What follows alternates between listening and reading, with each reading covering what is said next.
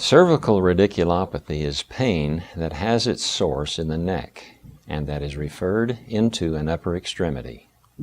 The spine is made of a column of bones. Each bone or vertebra is formed by a round block of bone called a vertebral body. A bony ring attaches to the back of the vertebral body. When the vertebral bones are stacked on top of each other, the bony rings form a long bony tube that surrounds and protects the spinal cord as it passes through the spine. Traveling from the brain down through the spinal column, the spinal cord sends out nerve branches through openings on both sides of each vertebra. A single opening is called a foramen, the plural being foramina.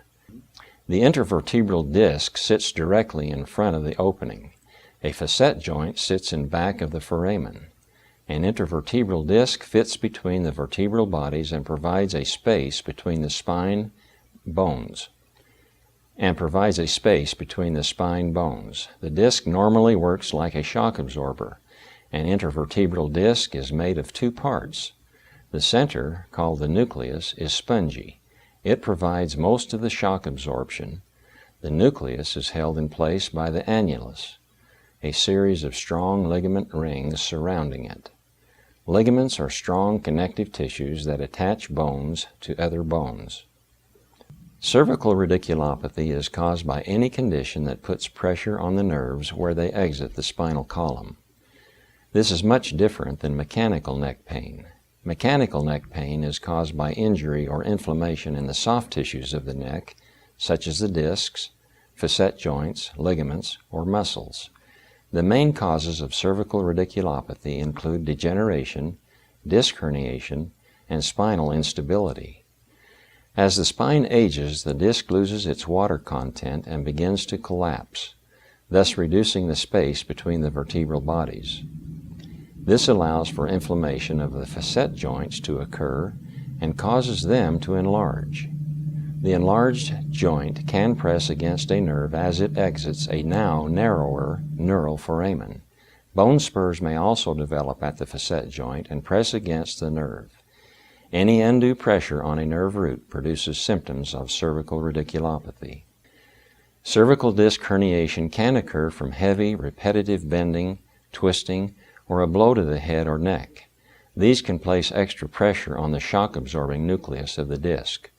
Too much pressure can injure the tough outer ring of the disc, or annulus, and allow the material in the center of the annulus to herniate or squeeze out through the injured area or tear.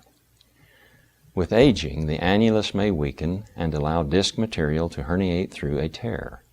If herniated disc material presses against a spinal nerve root, this may cause cervical radiculopathy. If supporting ligaments have been stretched or torn from a severe injury or from diseases that weaken them, an unstable cervical spine may result. This may allow a vertebral body to slip forward over the one below it. This narrows the space available for the spinal nerve roots, and if too much pressure is applied to them, the symptoms of cervical radiculopathy may occur. The symptoms of cervical radiculopathy are neck pain that is referred to the upper extremity. The pain is often associated with numbness and a tingling or pins and needles sensation in the distribution of the involved nerve root. Other symptoms may include weakness, lack of coordination, and difficulty with fine manipulative tasks. Occipital headaches may occur. The diagnosis begins with a complete history and physical examination. Your skin sensation, muscle strength, and reflexes are tested to help your doctor identify which disc and/or nerve root are involved. X-rays of the cervical spine and/or MRI are used to give your doctor a clear picture of the discs, nerves, and other soft tissues in the neck. Electrical studies can help to determine whether the nerve problem is in the neck or further down the arm. Spontaneous resolution of all or most symptoms may occur within 2 to 8 weeks in most patients. Anti-inflammatory medication coupled with cervical traction is usually beneficial.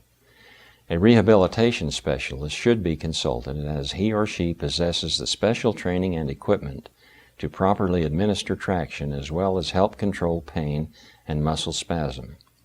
An epidural steroid injection may reduce the inflamed nerve root.